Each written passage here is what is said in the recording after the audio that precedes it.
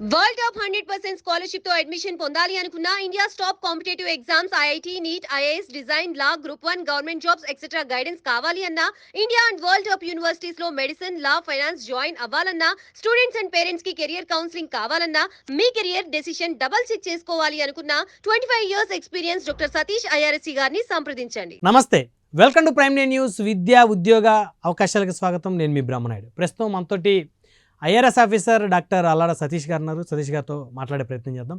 నమస్తే సతీష్ గారు, బాగున్నారా? నమస్తే అండి, బాగున్నా. చాలా రోజులైంది అవును మనం చేసి. మొత్తానికి ఇప్పుడు విద్యార్థులంతా కూడా ఒక అంశం మీద కన్ఫ్యూజన్కి క్రియేట్ అవుతున్న పరిస్థితి ఉంది. విద్యార్థులతో పాటు వాళ్ళ తల్లిదండ్రులు సైతం కూడా. ఇప్పుడు జేఈ మెయిన్స్ రిజల్ట్స్ వచ్చినాయి కదా సార్? అవునండి, వచ్చినాయి. అంటే దాదాపు పోయిన సంవత్సరం కన్నా ఇప్పుడు డబల్ రాసినటువంటి పరీక్ష రాశారు. పోయిన సంవత్సరం ఐ థింక్ 8 lakhs అనుకుంటా, ఇప్పుడు 12 to 13 lakhs. సో పర్సంటేజ్లు అందరికి ఎక్కువ వచ్చింది, కానీ ర్యాంకుల విషయంలో కన్ఫ్యూజన్ ఉంది. మరి కన్ఫ్యూజన్కి ఎలా సార్, ఎండ్ కార్డ్ ఎలా? అవునండి, చాలామంది అడుగుతున్నారు మనల్ని.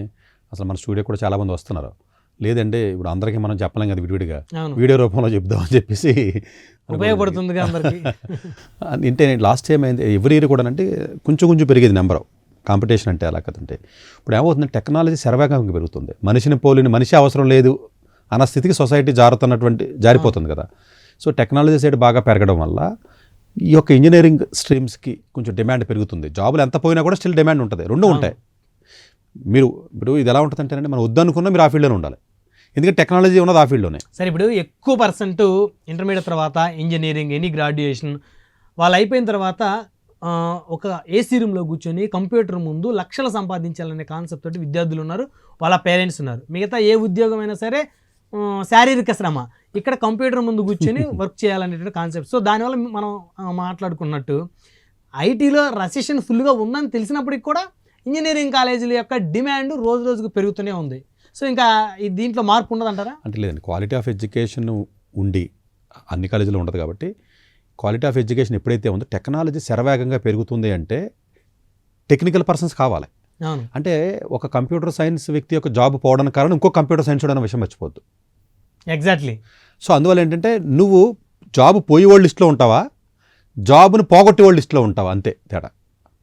నువ్వు బాగా స్కిల్ ఉన్నటువంటి కాలేజీలో చదివితే ఎక్కడో చోట, ఇండియాలో కానీ వేరే దేశాల్లో కానీ నువ్వు బాగా చదివితే టెక్నాలజీని అందిపుచ్చుకుంటావు, శరవేగంగా పెరుగుతావు, నీ జీతం 3 రెట్లు పెరుగుద్ది. ఇప్పుడు ఇంత రిసెషన్లో కూడా ఐఐటీస్లో కానివ్వండి, చాలా IIITస్లో కానీ, ఐఎస్ఏలో కానీ, సిఎంఏ లాంటి కాలేజీలో లాస్ట్ ఇయర్ కంటే ప్లేస్మెంట్స్ సిఎస్ఓలకు పెరిగినాయి. వాళ్ళకి తగ్గాలి కదా, అవును పెరిగినాయి. అంటే ఇప్పుడు చూడండి చిత్రం ఏంటంటే, ఎందుకంటేనంటే ఆ క్రీమ్ ఉంది చూసారా టాపు. ఇప్పుడు Open AI company Chat GPT కనిపెట్టింది. అవును, ఈ చాట్ జీపీటీ కనిపెట్టినటువంటి చాట్ జీపీటీ ఏదైతే ఉందో వాళ్ళ యావరేజ్ శాలరీ 800K అండి యూఎస్లో. యావరేజ్ శాలరీ హైయెస్ట్ కాదు, కన్ఫ్యూజ్ అవుతుంది. ఆ కంపెనీ మొత్తంలో యావరేజ్ శాలరీ 800K. మామూలుడికి 100K కూడా రాదు యూఎస్లో. అంటే పెరిగినోడు పెరుగుతాడు, డబ్బు ఎలా ఉన్నాడు ఎలాగైతే అవుతాడో, ఒక ఉద్యోగం వచ్చినప్పుడు 10 ఉద్యోగాలు ఎలాగైతే వస్తాయో, ఒక కూరనోడికి 10 కూరలు, అంటే ఉన్నవాడికి అన్నీ ఉంటాయండి, లేనోడికి ఏది ఉండదు కదా. ఈ గ్యాప్ పెరుగుతుందన్న విషయాన్ని దయచేసి అందరూ అర్థం చేసుకోండి. ఈ పెరుగుతున్నటువంటి గ్యాప్లో క్వాలిటీ ఉన్న ఎడ్యుకేషన్లోకి వెళ్ళాలి. ఇప్పుడు జేఈ మెయిన్స్ రిజల్ట్ వచ్చింది, క్వాలిటీ ఉన్న సీట్లు తక్కువ. అవును, ఇప్పుడు మీరు ఇంతకుముందు చెప్పినట్టు 8 లక్షల మంది రాసింది. ఇప్పుడు ఈసారి ఏమైందంటే చిత్రంగా ఎలా జరిగిందంటేనంటే, చాలా కన్ఫ్యూజన్ ఎందుకు వస్తుందంటే, ఫస్ట్ షిఫ్ట్లోనేమో 11 లక్షలు రాశారు, సెకండ్ షిఫ్ట్లో 12 లక్షలు రాశారు. మొత్తం 12 లక్షలు అనుకుంటున్నారు, కాదు. ఫస్ట్ షిఫ్ట్లో రాసిన 9 లక్షల మంది, 9 లక్షల మంది దానికి కామన్గా ఉన్నారు. మొత్తం కలిపితే 15 లక్షలు. షిఫ్ట్ 1, షిఫ్ట్ 2 ఉంది కదండి. కొంతమంది ఓన్లీ షిఫ్ట్ 1 రాస్తారు, కొంతమంది ఓన్లీ షిఫ్ట్ 2 రాస్తారు కదా. అంటే 15 లక్షల మంది రాశారు. చూడడానికి అది 11 కింద కనపడుతుంది. అందు గురించి ఈసారి ఏమైంది అంటేనంటే, పర్సంటేజ్ వచ్చినప్పుడు 99% అంటే లాస్ట్ ఇయర్ 8,000 ర్యాంకు, ఇప్పుడు 15,000 ర్యాంకు. అంటే ఏంటి, ఇప్పుడు మామూలుగా మీకు ఎవరైనా 99% వచ్చిందంటే మీరు ఆనందపడతారు, మంచి గట్టి కొట్టేవే ర్యాంక్ అంటాను. బట్ 15,000 ర్యాంక్ కదా, అసలు చాలా సీట్లు రావు. ఓపెన్ అయితే అసలు సీట్లు రావు. ఇప్పుడు పర్సంటేజ్కి ర్యాంక్కి పర్సంటేజ్ అంటే డిఫరెన్స్ అంటే 15 లక్షల్లో 1% అంటే 15,000 అంతే కదండి. అవును, 99% అంటే అబవ్ వచ్చిన వాళ్ళు 15,000 మంది ఉన్నారు ఇండియాలో. అంటే ఒకే ర్యాంక్ 2-3 ఇచ్చే పరిస్థితి లేదు, ఉండదు, ర్యాంక్ ఉండదు. ఇప్పుడు ఇంటర్మీడియట్ ఉంది, ఎంసెట్ ఉంది, అవి వేరు, ఒకే ర్యాంకు మల్టిపుల్. అది ఇక్కడ అలా కదండి, పర్సంటేజ్ కదండి. 99 పాయింట్ డిజిట్లో 10 ఉంటాయి, అంటే 0.00 ఇలా ఉంటాయి. ఓవరాల్గా 15,000 వచ్చిందంటే. ఇప్పుడు ఓపెన్ కేటగిరీలో కంప్యూటర్ సైన్స్ కానీ, మ్యాథ్స్ అండ్ కంప్యూటర్స్ కానీ, డేటా సైన్స్ కానీ ఇలాంటి రిలేటెడ్ కోర్సెస్ ఏవి రావాలన్నా కూడా ఆల్మోస్ట్ మీకు 98% దాటితే తప్ప ఎక్కడో ఒక చోట, ఎంత పాత ఎన్ఐటీ కాకపోయినా కొత్త ఎన్ఐటీ అయినా. ఇదివరకు 96కి 97కి వచ్చినాయి. ఇప్పుడు 96కి 97% కూడా రావు. ఎందుకని 97% 45,000 ర్యాంక్ వచ్చింది. ఇటు 95 ఓడికి 96 ఓడికి 60,000 ర్యాంక్ వచ్చేసింది. 95 ఉందనుకోండి, 96 దగ్గర ఉందనుకోండి, 60,000 ర్యాంక్ వచ్చింది. అంటే అప్పుడు మీకు ఏమవుతుంది, జనం పెరిగిపోవడం వల్ల పర్సంటేజ్ చూస్తేనేమో 99 చెప్తాడు, 97 చెప్తాడు. మీకు 97 అంటే అందరూ ఆనందపడి స్వీట్లు పంచుకుంటున్నారు, కానీ 97కి సీట్ రాదు. పర్సంటేజ్ అంటే జనం ఎక్కువ అవడం వల్ల ఏమైందండి, 97 అంటే 3% కదా, 3 × 15 అంతా 45,000. మీ లాజిక్ అర్థమైందా? ఇప్పుడు 98.7 ఉందండి ఒక స్టూడెంట్కి మన దగ్గరికి. 98.7 అంటే 19-20,000 వెళ్ళిపోయింది. అది ఒకప్పుడైతే మీకు ఎంత ఉంటుంది, 10,000. అంటే స్టూడెంట్స్ పెరిగిపోయారు కదండి, రెట్టింపు అవుతున్నారు ఎవ్రీ ఇయర్. అందువల్ల ఏమైందంటేనండి, చాలామంది విద్యార్థులు ఇక్కడ అర్థం చేసుకోవాల్సింది ఏంటంటే, జనం పెరిగిపోయారు, సీట్లు పెరగవు టాప్ కాలేజీల్లో. ఇప్పుడు మీకు ఐఐటీలు అన్నింటిలోనండి కంప్యూటర్ సైన్స్ వరకు మనం మాట్లాడితే మొత్తం 16,000 ఉంటాయండి. 3,500 కంప్యూటర్ సైన్స్ అండి, 3,250. ఎన్ఐటీలు పునః ఇది జేఈ మెయిన్స్ కాబట్టి పునః ఎన్ఐటీ గురించి మాట్లాడుతుంది. ఎన్ఐటీలో కూడా 3,500. ఏంటి, ఇండియా 34 ఎన్ఐటీలు ఉన్నటువంటి భారతదేశంలో 3,250 సీట్లు అంతే కంప్యూటర్ సైన్స్కి. మిగిలిన కలుపుకుంటే వేర్లు, మిగిలిన మొత్తం కలిపితే 25,000 ఉంటాయి, అది వేరే విషయం. ఇండియా మొత్తం మీద ట్రిపుల్ ఐటీలు ఉన్నాయి, 22-23 ఉంటాయి. అందులో కంప్యూటర్ సైన్స్ మొత్తం కలిపితే 8,500 ఉంటాయి. ఎందుకంటే ట్రిపుల్ ఐటీలు అంటే ఓన్లీ సిఎస్ఏ ఉంటాయి కాబట్టి. మొత్తం కలిపితే ఎన్ని, 14,000 కదా. మరి అందులో రిజర్వేషన్స్ పోతాయి కదా. మరి 98% ఎలా వస్తున్నాయి సీట్లు, రావు కదా. అన్లెస్ అందులో కొంతమందికి ఐఐటీ వచ్చి వెళ్తే తప్ప. మామూలుగా ఓన్లీ ఎన్ఐటీకే ట్రిపుల్ ఐటీకే పెట్టిన ఎగ్జామ్ కదా, ఇందులో కొంతమంది వెళ్ళిపోతే పర్లా, లేకపోతే మామూలుగా అన్ని సీట్లు లేవు. మామూలుగా చాలామందికి 80% వచ్చిన 85 ఉంటారు చూసారా. ఇంకా అసలు మీరు వాళ్ళని మర్చిపోవడమే. మీరు ఇంకా ఒకప్పుడు వచ్చేయండి, ఇప్పుడు జనం పెరిగిపోయారు కాబట్టి సీట్లు రావట్లే. అందువల్ల 1% అంటే 15,000 అయ్యిందన్న విషయాన్ని గుర్తుపెట్టుకోవాలి మనం ఇక్కడ అనాలిసిస్లో. రెండో పాయింట్ ఏంటంటే, చాలా సందర్భాల్లో గుర్తుపెట్టుకోండి, మీకు ర్యాంక్ ఇంపార్టెంట్, పర్సంటేజ్ చూడొద్దు. ఇంకా పర్సంటేజ్ చెప్పుకోవడానికి బాగుంటుంది. ర్యాంక్ జనరల్గా 20,000, 25,000, 28,000, 30,000 ఆ రేంజ్ ఉంటేనే ఓపెన్ కేటగిరీ ర్యాంకును బేస్ చేసుకొని వస్తాయి, పర్సంటేజ్ రావు. వీళ్ళు పర్సంటేజ్ ఎక్కువ అని పర్సంటేజ్ ఎక్కువ అన్నట్టు కనపడుతుంది. ర్యాంక్ అబ్నార్మల్గా పెరిగిపోయిందండి. అవును, అసలు 98.7 ఏంటి, 20,000 ర్యాంక్ ఏంటి, అలా మన ఊహకు కూడా అంతది. అది లాస్ట్ ఇయర్ అలా లేదంటే. అంటే లాస్ట్ ఇయర్ చదివినోడితో ఇప్పుడు ఈసారి 100కి 100% వచ్చిన వాళ్ళు 100% అంటారండి, 56 మంది ఉన్నారు. చదివేవాళ్ళు కూడా గట్టిగా చదువుతున్నారు కదా. ఏంటి 100% 2 షిఫ్ట్లో కలిపి 56 మంది ఉన్నారంటే, ప్రతి ఇన్స్టిట్యూట్ 56 మంది అంటే మొరాలస్ అందరికీ ఒకటో ర్యాంక్ కింద లెక్క. అలా ఎవరు కాబట్టి దానికి క్రైటీరియాస్ ఉంటే ఆ క్రైటీరియా ప్రకారం ఇచ్చి ర్యాంకులు ఇచ్చుకుంటూ వెళ్ళారు. ఒక్కొక్క ఇన్స్టిట్యూట్లో పేపర్ల మీద బోర్డుల మీద వేసేసుకుంటున్నారు.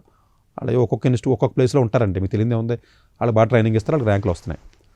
మన జనాలు ఉంటారు కదా, మనం ఇప్పుడు మన అంతే కదా, అమాయక జనం ఎప్పుడు ఉంటారు కదా, సొసైటీ అంటే వాళ్ళే కదా, ర్యాంకులు చూస్తూ ఉంటారు, వెళ్తూ ఉంటారు, వస్తూ ఉంటారు, వేరే విషయం. ఇది నెక్స్ట్ ఇయర్ కూడా మళ్ళీ పెరుగుద్ది. నీట్ 22.5 లక్షల మంది రిజిస్టర్ చేశారు. మనం సపరేట్ చెప్తాం. ఈ జనం ఎందుకు జరుగుతుందంటే, భారతదేశం చేస్తున్న తప్పు ఏంటంటే, ఓన్లీ ప్రీమియర్గా ఉన్నటువంటి మంచి మంచి కాలేజీలు ఏవైతే ఉన్నాయో ఆ కాలేజీలు తక్కువ ఉన్నాయి. ఇప్పుడు ట్రిపుల్ ఐటీ బెంగళూరు ఉందండి, మొత్తం కలిపితే 250 సీట్లు అంతే ఈ సిఎస్సి కలిపి. మంచి కాలేజెస్లో 100-150 ఉంటాయండి గవర్నమెంట్వి. ఈ ప్రైవేట్ కాలేజీల్లో 100,000 సీట్లు పెంచేసి ఈ 14 లక్షల్లోంచి పైన ఉన్న ఒక 50,000 తీసేయండి పోనీ, అక్కడెక్కడ సర్దుకుంటారు. ఈ మిగిలిన జనాలకు ఇప్పుడు క్వశ్చన్ మార్కు.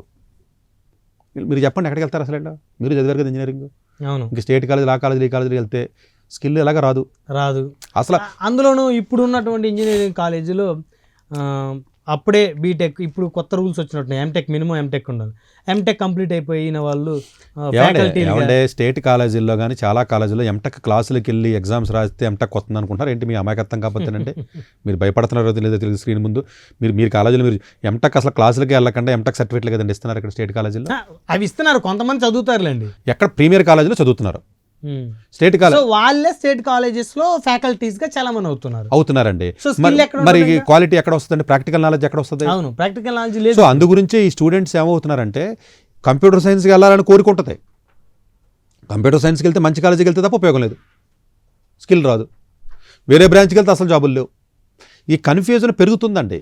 ఒకటి గవర్నమెంట్ ప్రీమియర్ ఇన్స్టిట్యూట్స్ పెట్టి కొంచెం సీట్స్ అన్నా పెంచాలి, అవును, లేదా ఆల్టర్నేటివ్ కోర్సెస్ డిమాండ్ అన్నా పెంచండి.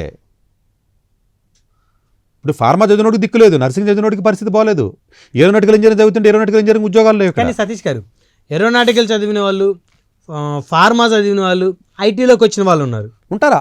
అవును. ఇప్పుడు కాదండి, డొమైన్ నాలెడ్జ్, టెక్నికల్ నాలెడ్జ్ అంటే ఒక్కొక్కడు డొమైన్ నేర్చుకుంటాడు ఫస్ట్, అవును, తర్వాత టెక్నికల్ నేర్చుకుంటాడు. ఒక టెక్నికల్ నేర్చుకుని తర్వాత డొమైన్ నేర్చుకుంటాడు. ఇప్పుడు టెక్నాలజీ బాగా పెరుగుతుంది కాబట్టి ఫస్ట్ టెక్నాలజీ నేర్చుకుని తర్వాత డొమైన్ నేర్చుకున్న వాళ్ళు కూడా అవును, ఇప్పుడు పెరుగుతున్నారు.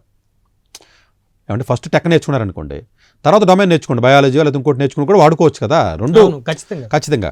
ఇప్పుడు ఏమవుతుందంటేనంటే అలాంటి అవకాశాలు ఇదివరకు ఉన్నట్టు లేవు. ఇప్పుడు మేబీ మీరు 5 ఏళ్ల క్రితమో 7 ఏళ్ల క్రితమో కోవిడ్ టైంలోనో వేరు, ఏ రెవల్యూషన్ వచ్చిన తర్వాత మొత్తం మార్కెట్ సినారీ మారిపోయిందండి.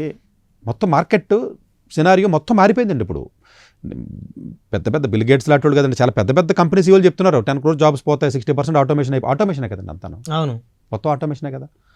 సో ఇది ఇలాంటి తరుణంలో నేనేం చెప్తున్నానంటే, ఎవరైతే కొంచెం బెటర్గా ర్యాంక్స్ వచ్చినాయో దయచేసి కౌన్సిలింగ్లో మంచి మంచి కాలేజీలు ఎన్ఐటీకి వెళ్ళాలా, ఐటీకి వెళ్ళాలి ఏంటంటే సపరేట్ ఎపిసోడ్ ఎప్పుడైనా చెప్తాం మనం. కానీ వీలున్నంత వరకు కూడా అర్థం చేసుకోండి, మీరు 20 ఓపెన్ కేటగిరీ అయితే ఒక 28,000, 20,000, 25,000 ర్యాంక్ దాటితే సీట్లు రావు. కంప్యూటర్ సైన్స్ లాంటివి, ఇంకా మెకానికల్, సివిల్ ఎలాంటివి ఏదైనా ఉంటే 50,000 దాకా వస్తాయండి, 50,000, 55,000 దాకా. అది కూడా లాస్ట్ ఎన్ఐటీలో లాస్ట్ చోట్ల వస్తాయి.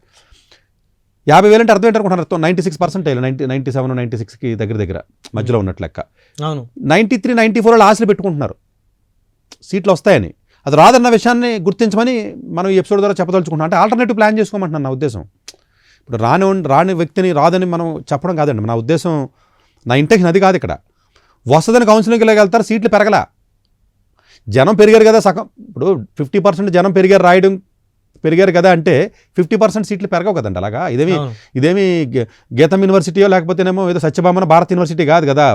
ఎవ్రీ ఇయర్ పెరగాలంటే కష్టం. నైట్కి నైట్ 1,000 పెంచడానికి మొత్తం అన్ని ఎన్ఐటీలో కలిపితే 3,500 సీట్లు సిఎస్వి, అన్ని బ్రాంచ్లు కలిపినా కూడా 25,000-30,000 మధ్యలోనే ఉంటాయి మొత్తం అన్ని రకాల చదివిన. అంటే సీట్లు పెరగట్లేదు కాబట్టి దయచేసి ప్రైవేట్ యూనివర్సిటీస్, డీమ్డ్ యూనివర్సిటీస్ కూడా చాలా వరస్ట్గా ఉంటుంది క్వాలిటీ. సార్ ఇప్పుడు జేఈ మెయిన్స్లో 13 లక్షల మంది విద్యార్థులు ఈ ఎగ్జామ్లో పార్టిసిపేట్ చేసిన పరిస్థితి ఉంది. సరే, మరి ఇప్పుడు ఉన్న ఆ సీట్లను బేస్ చేసుకొని మరి ఎంతమందికి సీట్లు వచ్చావు? కనీసం 1 or 2% మాత్రమే ఎగ్జామ్ రాసిన వాళ్ళకి సీట్లు వచ్చావు అంతే. మరి రిమైనింగ్ వాళ్ళందరూ ఏమవ్వాలి, ఎక్కడికి? అంతే కదా, 98% అంటే 2% పీపుల్కి, 97 సీట్ వచ్చినట్టు 3% వచ్చినట్టు భారతదేశంలో. అంతే, దాని మీనింగ్ అదే కదండి, లాజికల్గా మిగతా అదేనండి. ఇప్పుడు అడ్వాన్స్డ్ కూడా మీరు చూడండి, బిఫోర్ లాస్ట్ ఇయర్ 88% వెళ్ళండి ఓపెన్కి, అంటే ఐఐటీకి వెళ్ళాలంటే అడ్వాన్స్డ్ క్వాలిఫై అవుతారు కదా. బిఫోర్ లాస్ట్ ఇయర్ 88% ఓపెన్ కేటగిరీకి కూడా క్వాలిఫై అయ్యాడు. లాస్ట్ ఇయర్ ఏమో 90% వస్తే క్వాలిఫై అయ్యారు దేనికి, అడ్వాన్స్డ్కి. ఇప్పుడు 93 పెట్టాడు. అంటే అర్థం ఏంటి, ఐఐటీ ఎగ్జామ్ రాయాలంటే క్వాలిఫైయింగ్ స్కోర్ కూడా ఓపెన్ కేటగిరీకి ఏమో 93 అయిపోయింది, ఈడబ్ల్యూఎస్కి ఏమో 81, ఓబీసీకి 79%, ఎస్సీకి 60, ఎస్టీకి 46. అవి కూడా పెరుగుతున్నాయి. ఇంకొక 2 ఏళ్ళకి ఏమో తెలుసా ఇంకా పెరిగిపోతాయి. అంటే ఇంకా ఐఐటీకి క్వాలిఫై కూడా చాలామంది. అంటే నెంబర్స్ ఏముంటుందండి, పర్సంటేజ్ అలా కనపడుతుంది. అంతే కదండి. ఒకటి ఇప్పుడు మిగిలిన వాళ్ళు ఏం చేయాలి అంటే దీనికి 2 ఆప్షన్స్ అండి. ఒకటి, ఇండియాలో కొద్దో గొప్ప ఉన్నటువంటి కొంచెం బెటర్గా ఉన్న ప్రైవేట్ కాలేజీలు లేదా 3-4 డీమ్డ్ యూనివర్సిటీస్ లాంటివి సపరేట్గా ఎగ్జామ్స్ రాసుకుని వెళ్ళటం ఒక పద్ధతి. ఇంటర్మీడియట్ ఎగ్జామ్స్ కోర్స్ ఏమైనా వెళ్ళి విధానం ఉంటే కొన్ని కాలేజీలు ఉన్నాయి, అలాంటి కాలేజీలకు వెళ్ళటం ఒకటి. లేదు అంటే కొంచెం ప్రీమియర్గా ఉన్న కాలేజీలు వేరే దేశాల్లో ఉన్నాయనుకోండి, ఎక్కడన్నా అక్కడికి పోయి చదవండి. ఇక్కడ మా అబ్బాయిని ముద్దులాడుకుంటాను, లేకపోతే ఇక్కడ దగ్గర ఉంచుకుంటాను, ఇటు వెళ్తే తిరిగి తింటా అని చెప్పేసి ఇలా రకరకాల భయాలతో ఇక్కడ లోకల్గా ఉన్న స్టేట్ కాలేజీల్లోనూ ఆ డీమ్డ్ యూనివర్సిటీలో ఇక్కడెక్కడే ఇస్తే మీకు విషయం తెలిసి ఇండియన్ కాలేజీల్లోనే పిల్లలు ఎక్కువ పాడవుతారు తెలుసా మీకు. ఇప్పుడు ఎలా ఉందంటేనంటే, మీరు అనుకుంటున్నారు ఇండియన్ సిస్టమ్ బాగుంది అని, ఇండియన్ సిస్టమ్ చాలా వరస్ట్గా ఉందండి. కాలేజెస్లో ఎలా ఉంటుందంటేనంటే అసలు టెక్స్ట్ బుక్ పేర్లు కూడా చెప్పలేకపోతున్నారండి వీళ్ళు. అసలు అన్ని అంటే ఎలాగా మీకు స్పాయిల్ అవ్వాలో కాలేజెస్లో అలా స్పాయిల్ అయిపోతున్నారు పిల్లలు. ఇంకా పచ్చిగానే చెప్పాలంటే ఈ నిన్న కాక మొన్న వచ్చినటువంటి ఇంటర్మీడియట్ రిజల్ట్స్లో మన తెలంగాణ రాష్ట్రంలో 62%, 63% పాస్ అయ్యారు. అంటే అర్థం ఏంటి తెలుసా, ప్రతి 10 మందికి 4 ఫెయిల్ అయిపోయారు ఇంటర్. అవును, దాని అర్థం ఏంటి, ఇంటర్లోనే చెడిపోయారు కదా వాళ్ళు. ప్రతి 10 మందిలో 4 ఇంటర్మీడియట్ లెవెల్లో ఫెయిల్ అయిపోయారు కదా, మిగిలిన 6 పాస్ అయ్యారు కదా. ఈ 6లో మళ్ళీ ఇంజనీరింగ్ కాలేజీలకు లేదా డిగ్రీ కాలేజీలకు వస్తారు కదా, ఇందులో మళ్ళీ సగం మంది పాడైపోతున్నారు. కాబట్టి ఇంటర్మీడియట్ పిల్లోడు సరిగా చదవలేదు, ఫెయిల్ అయ్యాడు అంటే ఎక్కడో చోట సిస్టంలో లోపం ఉన్నట్టే కదా. అది తల్లిదండ్రుల సిస్టమా, సొసైటీ సిస్టంలో ఉన్నట్టే కదా. నిన్న కాక మొన్న గుంటూరులో ఒక ఆవిడ వెళ్ళి బొట్టనేలు కోసుకుంది కదండి, ఇండియా గేట్ దగ్గర డ్రగ్స్ ఉన్నాయి. చాలా దారుణంగా సార్. మరి అంటే ఏం చెప్తుందా అమ్మాయి, బాలికలకి చిన్న చిన్న పిల్లలకి డ్రగ్స్ అలవాటు చేసేసి శారీరకంగా యూజ్ చేసుకుని, లేకపోతే అబ్బాయిలని గోండాల దగ్గర రౌడీలకి తీసుకెళ్ళి ఇబ్బంది పెడుతున్నారు. ప్రతి గల్లీలో, గుంటూరు కాదండి, ప్రతి గల్లీలో కూడా మీకు దొరుకుతున్నాయని చెప్తున్నారు కదా డ్రగ్స్. కానీ అంత సాహసం చేసినప్పుడు కూడా ఎక్కడ చలనం ఉండదు, చలనం లేని పరిస్థితి. నేను అదే చెప్తున్నానండి, పబ్లిక్ అంతా ఎలక్షన్ మూడ్ మీదకి వచ్చి. నేను అదే చెప్తున్నానండి, మీకు ఇండియాలో ఏదో సేఫ్ ప్లేసు, ఇండియాలో మీకు ఇంజనీరింగ్ ఫస్ట్ ఇయర్లోనే రిలేషన్స్ అంటే వీళ్ళకి 2 డేస్ 3 డేస్ బ్రేకప్లో రిలేషన్స్ అండి. మేము రెగ్యులర్గా చూస్తామండి, మీకంటే కొత్త మాకు చూస్తాం కదండి. 8వ తరగతి 9వ తరగతి పిల్లలు మా దగ్గరికి వస్తున్నారండి చాలా స్కూల్స్ నుంచి. యాగాఖాన్ స్కూల్ అని, గీతాంజలి అని, మెరిడన్ అని, ఇలా రకరకాల స్కూల్ అండి, ఓబల్ రెడ్డి అని రకరకాల ఏవో ఉంటాయి కదా, మా దగ్గరికి వస్తూ ఉంటారండి. 9వ తరగతి 8వ తరగతిలోనే సార్ చచ్చిపోతున్నామని, నేను మేనేజ్ చేయలేకపోతున్నాం అని చెప్పి మా దగ్గరికి వస్తారు, వచ్చి కౌన్సిలింగ్ అని వస్తున్నారండి. అంటే 8th 9th 10thలోనే వీళ్ళు స్పాయిల్ అయిపోతున్నారు. తల్లిదండ్రులు సరిగ్గా పట్టించుకోకపోవడం వల్ల, ఎక్కువ గారం చేయడానికి, ముద్దు చేయడానికి, భయపెట్టడానికి, లేకపోతే డిసిప్లిన్కి తేడా తెలిసి రావట్లేదు పేరెంట్స్కి. అవును, ఆ పదాలకు తేడా తెలియదు వీళ్ళకి. చేస్తే అండర్ గ్రాడ్యుయేషన్లో ఇంకా వరస్ట్కి వెళ్తే ఇంకా అంతే పోయినట్టే కదండి. యూజీ గురించి మీకు తెలియదే ఉంది, రైట్ ఏజ్ కదా మనిషి మౌల్డ్ అవ్వడానికి. మొక్క వంగదో చెట్టు వంగిపోద్దట. దయచేసి అర్థం చేసుకోండి, ఏమాత్రం మీకు అవకాశం ఉన్నా భారతదేశంలో మంచి కాలేజీ రాకపోతే, మీకు నిజంగా ఆస్పిరేషన్స్ ఉంటే విదేశాల్లో అయినా మళ్ళీ అక్కడ టైర్ 1కి వెళ్ళండి, మళ్ళీ టైర్ 2కి వెళ్తే ఇంకా వరస్ట్, అసలు మామూలు వరస్ట్ కాదు అది. దానికి ఏమంటారంటే వీళ్ళు, సార్ యూట్యూబ్లో చూస్తున్నాం కదా, అమెరికా రావద్దు అంటున్నారు, యూకే రావద్దు అంటున్నారు, రకరకాల యూట్యూబ్లో రోజుకు 100 కనపడుతున్నాయి అనండి. ఆ వీడియోలు చేసి వాళ్ళందరూ ఎవడన్నా ఒక కాలేజీ పేరు చెప్పడం చూసారా మీరు? లేదు. ఎందుకు చెప్పారు తెలుసా? అవన్నీ టైర్ 6 కాలేజీలో చదువుతున్న వాళ్ళు. ఎవడన్నా నేను జార్జియా టెక్లో చదువుతున్నాను, కార్నివల్లో చదువుతున్నాను, లేదా నేను ఇంపీరియల్లో చదువుతున్నాను, లేదంటే ఏదో కార్నెల్లో చదువుతున్నాను, ఏల్లో చదువుతున్నాను, ఇలా ఇబ్బంది జరిగింది అన్న వీడియో ఒక్కటి యూట్యూబ్ మొత్తం ఎతకండి. వీళ్ళందరూ కూడానండి మళ్ళీ 10 మందిలో 8 మంది భారతదేశం నుంచి స్క్రాప్ కాలేజీకి వెళ్తారు. అర్థం చేసుకోండి. ఈ స్క్రాప్ కాలేజీకి వెళ్ళిన వాళ్ళు వీడియోలు చేస్తున్నారు. అంటే యూజీలో నాశనం అయిపోతాడండి, రకరకాల వీక్నెస్లు, రకరకాల అలవాట్లు, టెక్స్ట్ బుక్ చదవడం, దొంగ ఎగ్జామ్లు రాస్తాడు, దొంగ పనులు చేస్తాడు, ఇలా రకరకాలుగా ఉంటారండి వీళ్ళందరూ. వీళ్ళ పీజీకి ఏదో రకంగా ఒక మంచి ఇంటెన్షన్తో వెళ్ళరండి, పేరెంట్స్కి అవగాహన ఉండదు, వెళ్తున్నారు లోన్లు పెట్టి వాడు వీడియో చేస్తాడు. మీకు యాజ్ లాంగ్ యాజ్ మీ దగ్గర స్కిల్ ఉంటే ప్రపంచంలో ఎక్కడున్నా మీకు తిరుగులేదండి. First point. రెండో పాయింట్, స్కిల్ లేని కాలేజీలో చదివారు కదా, బాగుపడ్డారు కదా అని అంటున్నారు మళ్ళీ తల్లిదండ్రులు. ఎప్పుడునంటే బాగా చదివే స్టూడెంట్స్, బాగా స్కిల్ ఉన్నటువంటి వ్యక్తులు ఎవరైతే ఉంటారో టాప్ 10% ఉంటారండి. జాగ్రత్తగా అర్థం చేసుకోండి లాజిక్. చేతి వృత్తులు వచ్చినోడు కింద 10%, ప్లంబింగ్, ఏదో ఎడిటింగ్, వీడియో ఎడిటింగ్, లేకపోతే ఏదో కెమెరామెన్, లేకపోతే ఇంకోటేదో చేతి మధ్యలో 80% ఉన్నారు చూసారా? ఈ 80% ఎవరు తెలుసా? ఈ స్క్రాప్ కాలేజీలో చదివిన వాళ్ళు. ఇందులో చాలామంది ఎక్స్ట్రీమ్గా షైన్ అవుతారు. ఈ పై టాప్ % కంటే ఎక్కువ సంపాదించారండి వీళ్ళు. ఇప్పుడు మీ క్లాసులో ఎవడ వెనకాల ఉంటాడండి, వాడు సంవత్సరానికి 10 కోట్లు సంపాదించేవాడు ఉంటాడు. చిన్న కాలేజీలో చదువుతాడు, ఎక్కడో సంపాదించేవాడు ఉంటాడు. ఈ సంపాదించేవాళ్ళు ఎవరు తెలుసాడో? వీళ్ళు ఎలాంటి కాలేజీలో చదవడం వల్ల వీళ్ళకి వేరే స్కిల్ సెట్ వస్తుంది. ఓకే, ఆ స్కిల్ సెట్టే మోసం చేయడం, అబద్ధాలు ఆడడం, మోసం చేయడం, దొంగ ఎగ్జామ్లు రాయడం, దొంగ పేపర్లు రాయడం, దొంగ ఇంటర్వ్యూలు చేయడం, అవతలోడికి లేనిపోయి చెప్పడం. ఇది ఒక స్కిల్ సెట్ అండి, అది అందరికీ రాదు. అది అలాంటి స్కిల్ సెట్తో బతికేస్తారు చాలామంది, వ్యాపారాలు చేయడం కానీ ఏదో రకంగా. కొంతమంది అందులో పాపం సీరియస్గా ఉంటారండి, వాళ్ళు 100కి 2 ఉంటారండి. ఇప్పుడు వాళ్ళు కొంతమంది కష్టపడి చదువుకుని పాపం రిసోర్సెస్ లేకపోయినా చిన్న కాలేజీ చదువుకున్న వాళ్ళ ఫ్యామిలీ కండిషన్స్ బట్టి వచ్చినప్పుడు మేము అలా వచ్చిన వాళ్ళు కదండి, ఇప్పుడు మీరైనా ఇప్పుడు అలా వచ్చిన వాళ్ళు అందరూ అలా ఉంటారండి. అది 2% 3% ఉంటారు. మిగిలిన వాళ్ళు కొంతమంది సక్సెస్ అయిన చూసి మీరు నక్కను చూసి వాత పెట్టుకోవద్దండి. పిల్లలు ఇంట్రావర్ట్గా ఉండి సైలెంట్గా ఉన్నటువంటి వ్యక్తులు ఎవరైతే ఉంటారో ఈ మధ్యలో కాలేజీలో వెళ్ళి చెడిపోతారు వాళ్ళు. అందులో కొంతమంది బాగుపడుతున్నారు. ఆ బాగుపడ్డ వాళ్ళకి వేరే స్కిల్ ఉంది, మర్చిపోవద్దు. ఇప్పుడు మీకు స్కిల్ ఏదైనా ఉండొచ్చు కదండి మనిషి బతకడానికి, మాట్లాడుతూ వచ్చినా బతుకుతాడు కదా. అవి చూసి మనం కంపేర్ చేసుకోకూడదండి. అందు గురించి నేనేమంటానంటేనంటే, ఇక్కడ సీట్లు తక్కువ ఉంటున్నాయి. తక్కువ ఉన్న కాలేజీల్లో జమ్మూ కాశ్మీర్ పంపించానండి, నేను హైదరాబాద్లో ఉంచుకుంటానండి మా అబ్బాయిని.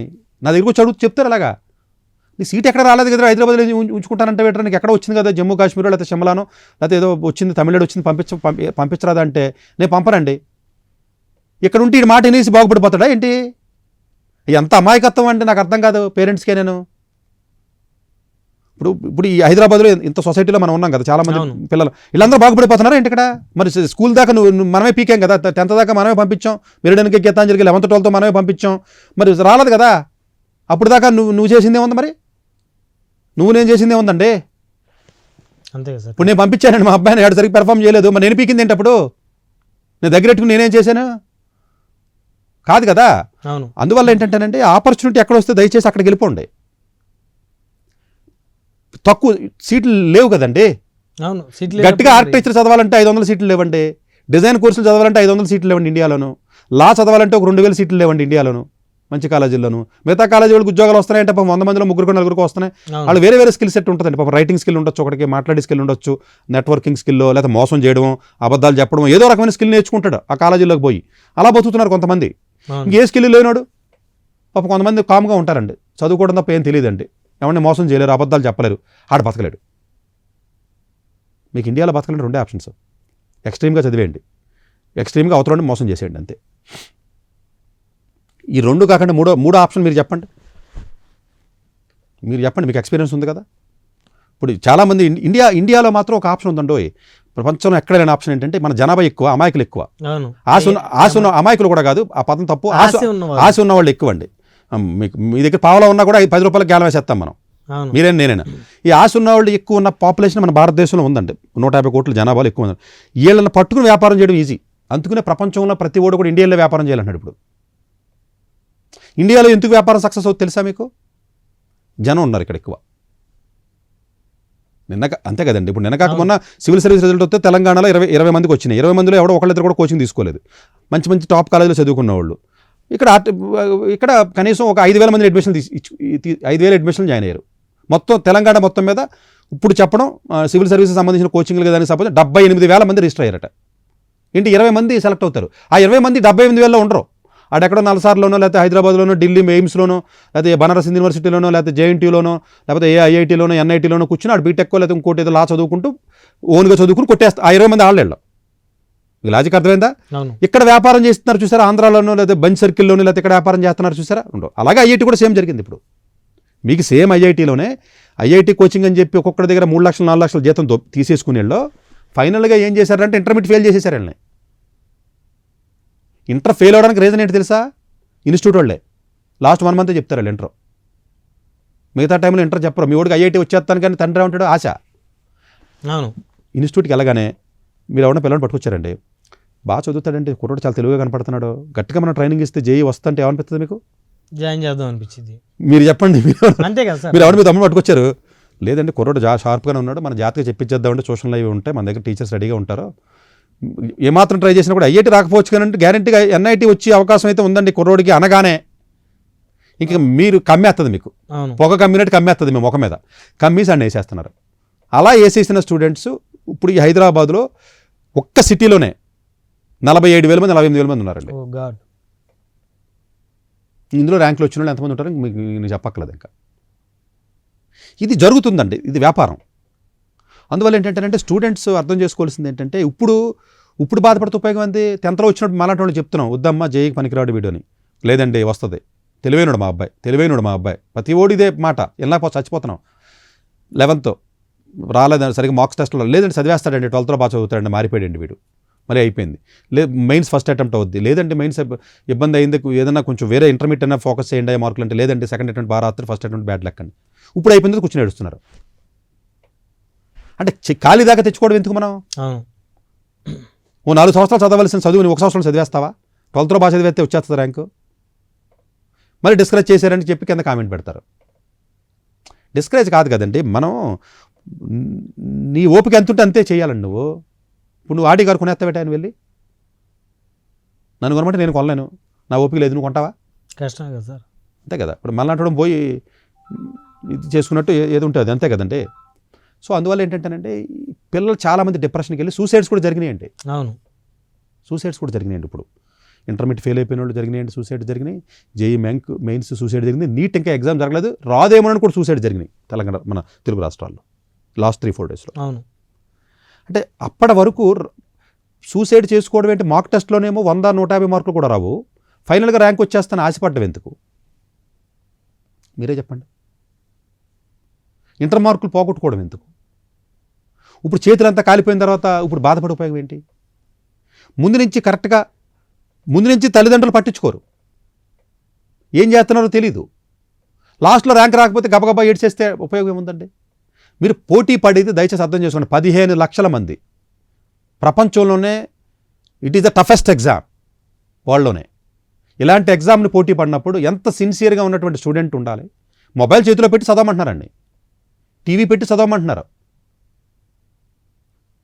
స్వీట్ పెట్టి తినొద్దని చెప్తుంటే కుదరదు కదా.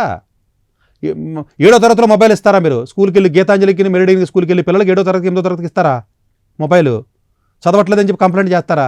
సిగ్గుండాలండి మనకు పేరెంట్స్కి. మీరే చెప్పండి, ఇస్తారా? మీ ఇంట్లో కూడా చిన్నపిల్లడు ఉంటే 7వ తరగతికి మొబైల్ ఇచ్చేసి చదవమంటే చదువుతాడా? దాన్ని మళ్ళీ డిస్ట్రై చేసుకుంటాం ఎందుకు మనం పేరెంట్స్గా? అవును. ఇవన్నీ పిల్లల మనసు మీద భయంకర ఒక రకమైన వీక్నెస్కి అలవాటు పడిపోయి ఇబ్బంది కదండి. వస్తుంది ర్యాంకు అని ఆశ పెట్టుకుని నేను జేఈకి వెళ్తాను, ఐఐటీకి వెళ్తాను, ఎన్ఐటీకి వెళ్తానని పేరెంట్స్ చాలామంది ఉంటారండి మా దగ్గర. పిల్లలు అంటారండి చివరి ఒకేసారి ఇది అయిపోయిన తర్వాత సడన్గా డిప్రెస్ అయిపోయి ఆ డిప్రెషన్లోంచి మళ్ళీ ఏదో ఒక చిన్న కాలేజీకి వెళ్ళటం, అక్కడ సాటిస్ఫాక్షన్ లేకుండా పాపం చదవడం, అక్కడ చదివినప్పుడు మళ్ళీ బ్యాడ్ హ్యాబిట్స్ అలవాటు అవ్వడం, వీక్నెస్లు రావడం. అక్కడ కాలేజీలోనే ఉండడమే చెత్త ఉంటుంది, మిగిలిపోయిన చెత్త అంతా ఉంటుంది. ఎంటీలోనూ లవ్లీ ప్రొఫెషనల్ యూనివర్సిటీ అనో లేదా ఇప్పుడు మార్వాడి కాలేజీలు ఏ కాలేజీలు ఉన్నాయంటే ఇక్కడ నుంచి మన ఛానల్స్ పోయి మళ్ళీ డబ్బులు తీసుకుని యాడ్లు వేయడం, ఆ యాడ్లు పట్టుకొచ్చాము ఇది చేయడం, ఇదంతా ఒక మాఫియా ఇదంతా. ఇంకా నేను చెప్పకూడదు. ఇప్పుడు కొద్ది గొప్ప మనం ఇప్పుడు ఇండియా మొత్తం మీద అండి ఎడ్యుకేషన్ మీద రెగ్యులర్గా ప్రోగ్రామ్ ఇచ్చేది ప్రైమ్ 9 న్యూస్ ఛానల్ ఒకటే. అవును. అన్ని కమర్షియల్ ఉంటాయి చూడండి. It's not about Telangana. ఇండియాలో భారతదేశ చరిత్రలో non commercial education program run చేసింది ఇప్పటివరకు ఒకటి లేదు. అవును. మీరు జర్నలిస్ట్ ఉన్నారు కదా, అవును. అందు గురించి చెప్తుంటే కొత్తగా ఉంటున్నాయి అందరికనే. జనరల్ కమర్షియల్ ప్రోగ్రామ్ అంటే ఏముంటుందండి? నిజాలు చేదుగా ఉంటాయి కదా సార్. సో అది కొత్తగా ఉండటం వల్ల నేను ఎక్కువ మనం ఇన్ఫ్లుయెన్స్ చేయలేకపోతున్నాం పబ్లిక్ని. బట్ ఎంతవరకు అవకాశం ఉంటే అంతవరకు మనం చేస్తున్నాం. దయచేసి పిల్లలు డిప్రెషన్లోకి వెళ్ళిపోతున్నారండి. ఫర్దర్గా ఉన్న స్టూడెంట్స్ని కూడా వాళ్ళ అసెస్మెంట్ కరెక్ట్గా మీరు ప్లాన్ చేసుకుని చదువుతున్నాడు లేదో మీరు మధ్య మధ్యలో చెక్ చేయాలండి. ర్యాంక్ వచ్చిన తర్వాత ఒకేసారి బాధపడితే ఉపయోగం లేదు కదండి. రైట్.